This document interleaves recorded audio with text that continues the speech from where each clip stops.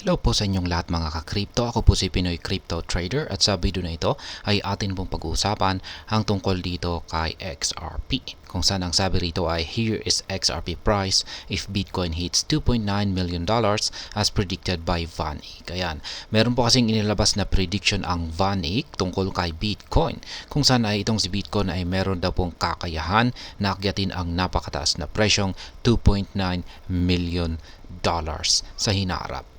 At ngayon ay kung sakaling nagawang akyatin ni Bitcoin ang presyo na ito, ay ano ka naman kaya ang magiging presyo ni XRP? At yan po ang siyang ating aalamin sa video na ito. Pero bago po tayo magpatuloy, ay nais ko lamang po munang bigyang linaw ang aking disclaimer kung saan ang nilalaman po ng video na ito ay hindi po ito isang financial advice. For education and information purposes lamang po ang layunin nito. At ayan, sabi rito ay XRP price can potentially reach unprecedented highs if its path trails Bitcoin should the premier crypto hit $2.9 million as predicted by VanEck. Ayan, sabi rito ay syempre itong si XRP ay makakaranas po ng isang napakataas na paglago ng kanyang presyo kung susundan niya yung pagtahak ni Bitcoin sa napakataas nitong presyo na $2.9 million base sa prediction na inilabas ng VanEck. Ayan, despite the downturn, market veterans believe Bitcoin would eventually recover from the market crash. Such a recovery is expected to spill into the broader market, causing assets like XRP to rebound. Ayan. Maski nakakaranas daw po ng pagbagsak ang buong crypto market, ay may mga market veterans. Ibig pong sabihin kung market veterans ay magagaling ang mga ito sa kanilang mga pag-analysis sa mga cryptocurrencies. At ayon po sa kanila ay naniniwala po sila na itong si Bitcoin ay makaka-recover at makaka-recover din sa kanyang naranasang market crash. Kaya ayan, yung kanyang recovery po na ito ay inaasahan po nila na magdudulot po ito makakaapekto po ito sa buong crypto market. Kaya kung pag-aangat po itong si Bitcoin ay yan na rin po yung simula na aangat ang buong crypto market. At syempre kasama na po rito itong si XRP. VanEck predicts Bitcoin to hit $2.9 million in 2050. Kaya yan po yung inilabas na prediction ng VanEck dito kay Bitcoin kung kailan po niya mahihit ang presyong $2.9 million. At yan daw po ay magaganap pagsapit po ng taong 2050. Notably, in a report last month, VanEck speculated that BTC could potentially reach an ambitious $2.9 million by 2050. Kaya ayan, yung prediction po na ito ay inilabas pa ng VanEck nitong nakalipas na buwan. Kaya ayan pong muli, $2.9 million daw na presyo ay makakamit ni Bitcoin pagsapit po ng taong 2050. This rise is likely to impact the rest of the market, with XRP likely to benefit from it. This is due to the close price correlation that exists between Bitcoin and altcoins like XRP. Kaya yan, yung mararanasang matinding pag-angat po sa presyo ni Bitcoin ay syempre talagang makakaapekto yan sa buong crypto market. Kasi matagal na pong napatunayan na si Bitcoin ay kapag umaangat ay nagsisiakyatan na rin ang buong crypto market. Kung pag siya ay bumabagsak na rin ang buong crypto market. At pagdating po rito kay XRP ay meron po silang close na price correlation. Kung pag sinabi po natin close price correlation ay halos parang magkadikit yung kanilang ipinapakitang performance. At makikita po natin yan sa pamagitan po ng pagkukumpara sa kanilang chart. Yan, sa kanilang mga chart time frame.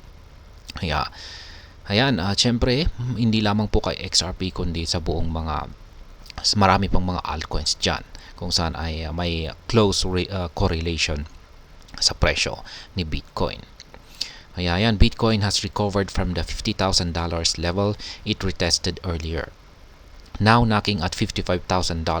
Consequently, XRP has also rebounded, looking to breach 50 cents. CoinMarketCap data confirms this close price correlation. Ayan, si Bitcoin ay mukhang yan, siya na po ay naka-recover sa kanyang pagkakabagsak sa price level na $50,000. Yan, kung saan ay nagkaroon po siya ng retest dito at tumalbog po siya rito. Ngayon ay mukhang sinusubukan po niyang balikan yung ibabaw ng $55,000 ngayon. Kaya mukhang makaka-recover na siya. At dahil dito, sa ipinapakita na performance ngayon ni Bitcoin ay sumusunod na rin ang ibang mga altcoins katulad ni XRP, kung saan ay itong si XRP ay nagpapakita na rin po ng rebound. Yan, at mukhang sinusubukan po nitong balikan ang ibabaw ng 50 cents or 0.5 na presyo. Kaya yan, kinumpirma daw po ito ng datos. Yan, kinumpir daw ang datos na ito ay kinumpirma daw po ng CoinMarketCap. Kaya ayan, ito po yung chart na ibinahagi ng CoinMarketCap. Yung kulay blue po na line chart natin dito ay ang XRP at yung kulay red naman ay ang Bitcoin. Kaya mapapansin po natin na halos dikit na dikit yung kanilang performance o yung kanilang galawan dito. XRP price if BTC reaches $2.9 million. Ito na po yung gusto nating malaman. Kung ano nga ba ang magiging presyo ni XRP kung sakaling si Bitcoin ay umangat sa napakatas na presyong $2.9 million. As a result, if Bitcoin hits $2.9 million, XRP could witness a similar growth rate. Siyempre naman, kung aangat si Bitcoin sa presyong $2.9 million, ay syempre itong si XRP ay makakaranas na rin ng matinding paglago sa kanyang presyo. If XRP follows Bitcoin trajectory over the next 26 years, amid BTC rise to $2.9 million, the altcoin's price could reach $25.7945 in 2050. Kaya yan po yung kasagutan sa tanong na gusto nating malaman dito. Mula ngayon hanggang sa taong 2050 ay meron pa tayong 26 years or 26 na taon bago makamit ni Bitcoin ang presyong $2.9 million base sa prediction ng Van Eck.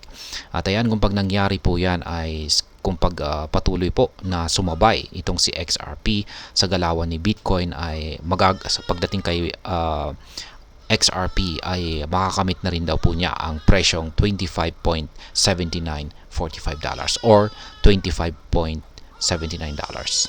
Yan. At ayan, hanggang dito na lamang po tayo sa video na ito mga ka-crypto. Sana po ay inyong nagustuhan ang aking paliwanag sa video na ito. Kung inyo po itong nagustuhan ay pakiclick lamang po ang like button nito. Para naman po sa mga bago lamang dito, kayo po ay aking inaanyayahan para mag-subscribe. Pakiclick na rin po ang bell icon nito dahil ito po ang siyang magsisilbing notification nito sa mga bagong videos na akin pong ina-upload sa aking YouTube channel na ito. Marami pong salamat at God bless po sa ating lahat.